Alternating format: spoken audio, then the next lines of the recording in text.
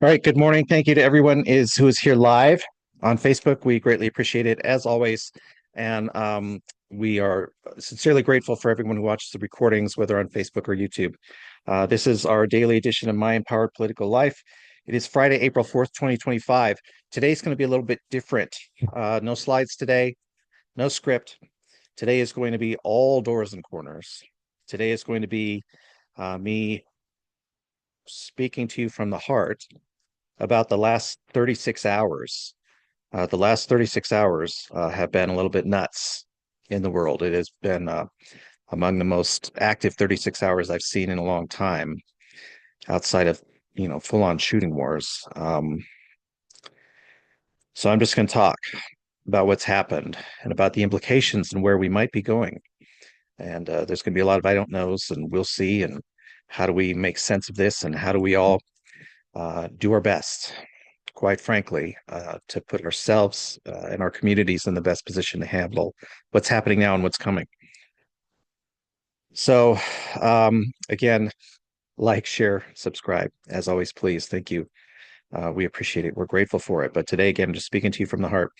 So, on Wednesday afternoon, right after the markets closed, which was no coincidence, that was deliberate, President Trump announced the largest peacetime tax hike in American history. Massive tariffs, unlike anything we've ever seen. The previous highest tariffs were Smoot-Hawley in 1930, and those tariffs were a key contributor to leading to the Great Depression. These tariffs are much larger. Um, if you want to read the economists trying to figure out how they were calculated, they're having trouble figuring it. Nobody seems to be able to figure out how these were calculated. There's a lot of guesses out there. These tariffs were the last straw for our Democratic allies. Not just the markets. So you saw yesterday the markets were in free fall. The global markets are in free fall. Yesterday, the Dow, the S&P, and the Dow lost 4%, the S&P lost 5%, the Nasdaq lost 6%, all of them in one day yesterday. A lot of that happened in the first hour of trading before things stabilized a little bit. Things were in free fall so bad yesterday. There was a lot of concern that the markets, they call them circuit breakers, that their automatic circuit breakers would kick in and stop trading for the day. They're in free fall again today. I saw just in the first half hour of trading, the Dow was down 3% again this morning. So the markets are in free fall over this. The tariffs, the economic implications of the tariffs are bad enough. This is going to be a massive tax hike on American families, on families around the world. It's going to cost all of us a lot of money. Major companies yesterday already started laying off employees because of the tariffs. So the claim that tariffs are going to result in new jobs is already being proven false. Literally yesterday, people are losing their jobs because of the tariffs already. But that's not really my focus. That's just a quick summary of where we are. Today, I wanted to talk a little bit about grief and the death of Pax Americana. Pax Americana is kind of the shorthand term for, it's Latin, the American peace, for the post-World War II democratic order of the last 80 years. The last 80 years have been one of the greatest and longest periods of peace and prosperity in human history. No great power wars in 80 years. I'm not sure that's ever happened. It's been a tremendous time for humanity. I know some of you are thinking there have been wars. Of course, there have been wars. There's been suffering. Of course, there have been suffering. Why? Because we live in a fallen, broken world. So there are wars and suffering. But there have been no great power wars of the devastation that we've seen in things like the Napoleonic Wars or World War I or World War II. Nothing, no death and destruction on that scale in the last 80 years. And that sort of great power peace without that kind of death and destruction have allowed tremendous innovation, opportunity. It has raised the entire world's standard of living faster and higher than anybody 100 years ago would have thought possible. So yes, while there has been suffering for sure, including among some of us, overall, it's been one of the best periods in human history for standard of living. That period ended yesterday. These tariffs that are massive and irrational beyond belief were the last straw for our Democratic allies. They're done. They have literally, in the last 36 hours, they have started reorienting themselves away from the United States. militarily, economically, everything. They are going to move forward without us. They're not waiting for us to catch up. The United States had been the leader for the last 80 years. Now we are the follower. If even though I'm not even sure that we are even that, it's just the rest of the world is going to move forward and maybe we follow and catch up, maybe we don't. So Europe literally yesterday started reorienting their economies and security concerns without us. They are not counting on the United States as reliable economic trading partners. They are not counting on our security umbrella to defend them against Russian aggression. Uh, so where all this is going is yet to be seen, but we can look around these doors and corners. I do want to give you a couple of quotes here that sum up what's happening, and then I'll move forward with what I think might happen here. The French Minister for European Affairs, Jean-Noel Barrot, yesterday said, "We cannot leave the security of Europe in the hands of voters of Wisconsin every 4 years. Let's get out of collective denial. Europeans must take their destiny in their own hands, regardless of who is elected president." And Canadian Prime Minister Mark Carney had one of the most poignant and blunt assessments yesterday of what's going on. He said, "The global economy is fundamentally different today than it was yesterday. The system of global trade anchored on the United States that Canada has relied on since the end of the Second World War, a system that, while not perfect, has helped to deliver prosperity for our country for decades, is over. Our old relationship of steady, deepening integration with the United States is over. The 80-year period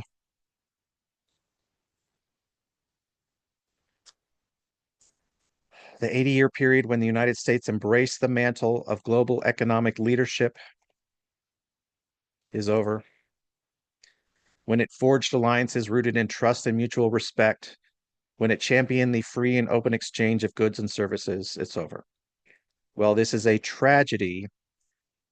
It is also the new reality." And a quote from Jonathan V. Last, a longtime Republican political consultant, conservative writer. "Instead of arguing with this reality or denying it, we should face it. It's bad enough being a failing empire. Let's also not be a delusional failing empire. Let's at least have some dignity about our situation." And I happen to agree with that. And in fact, yesterday, the end of this era, it certainly caused some grieving in me. I went through the entire stages of grieving in less than a day. In fact, I didn't even start with denial. I mean, on Wednesday afternoon, when I saw the tariff announcement, there was no denying what was coming. There was no denial to be had. I went straight into anger. How could he do this? How could a single administration take 71 days to crash the global economy, stab NATO in the heart, and end 80 years of peace and prosperity? But 71 days is what it took.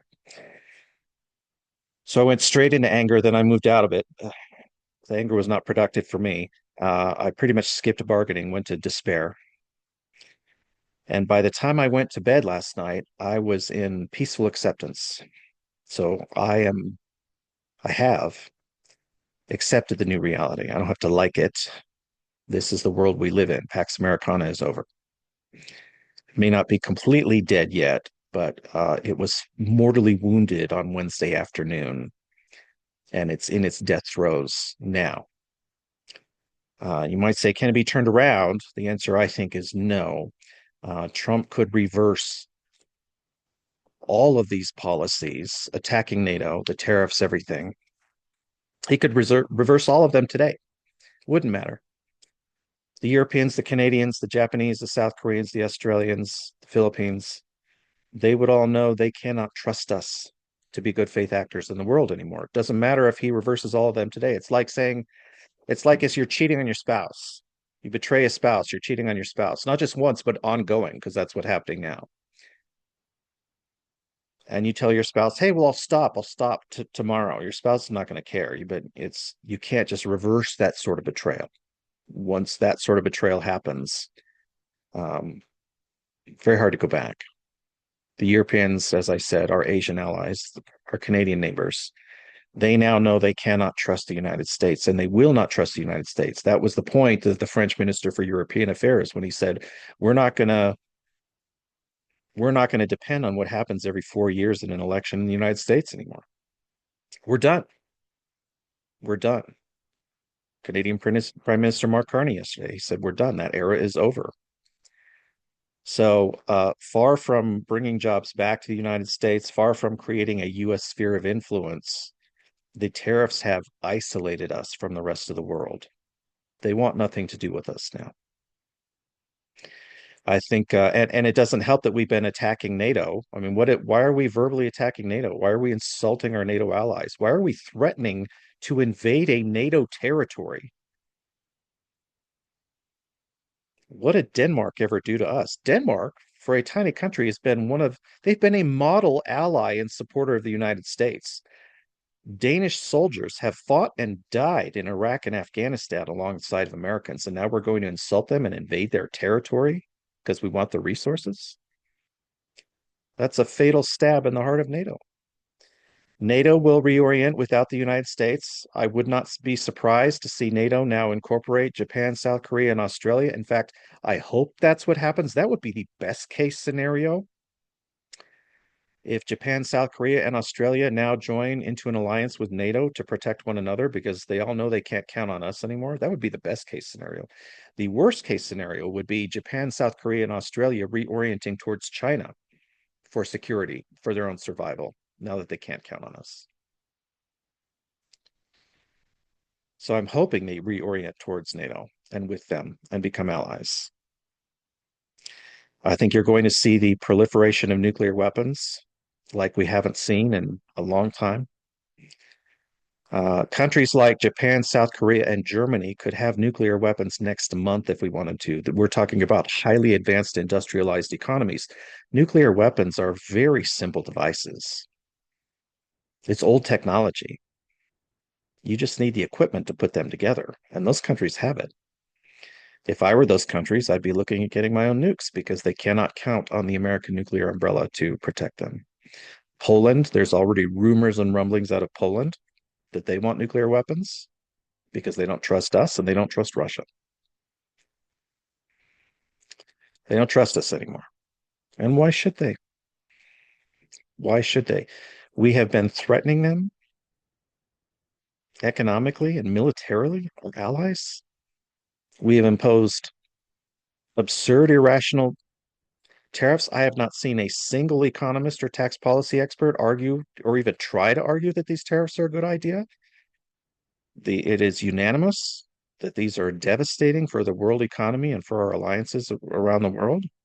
As I said, it's already causing job losses. In 36 hours, the tariffs are already causing job losses in the United States. That's going to get worse as imports slow, as prices rise, as scarcity goes up. Goods are going to become more scarce, which is only going to fuel the rise in prices. JP Morgan, after the tariffs, adjusted their recession forecast to say there is now a 60% chance of recession this year. I think that is conservative personally. Of course, I'm not the data analyst behind it. Personally, my gut tells me that's conservative given that we've seen the global economy in free fall in the last 36 hours and people already losing their jobs. I didn't think the job losses would happen that fast. So if you have to go through your own stages of grief over what's happening, that's fine. Do it. I was able to do it in 24 hours. I reached acceptance very quickly. I'm not saying I'm happy about it. It is sad, right? You can grieve a loss and reach acceptance and still be sad. That's fine.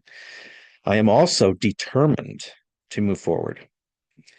The the fight for Pax Americana looks like it's over, but the fight for democracy here in the United States is not yet over.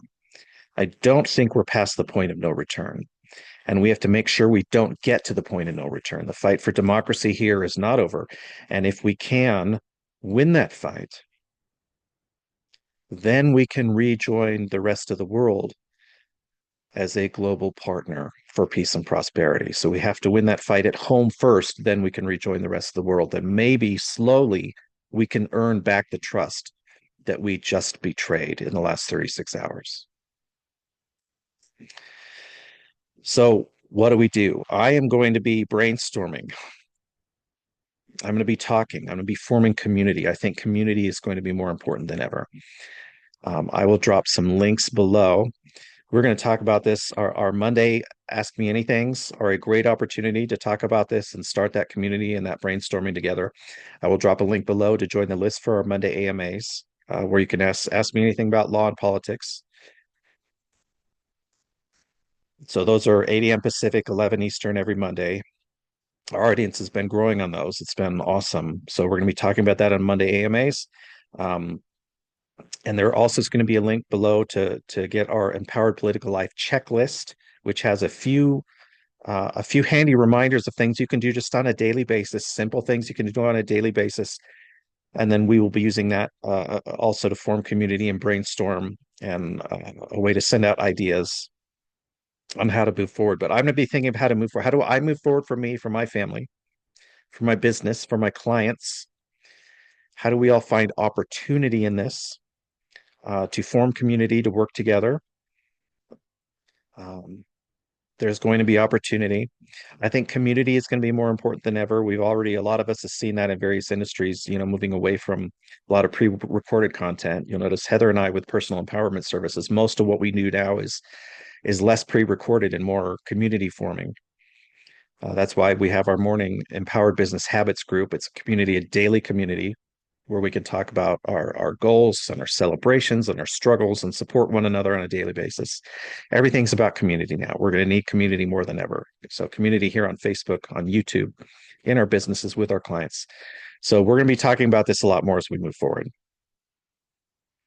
Again, we live in a different world than we did 36 hours ago. The world has changed already massively in 36 hours.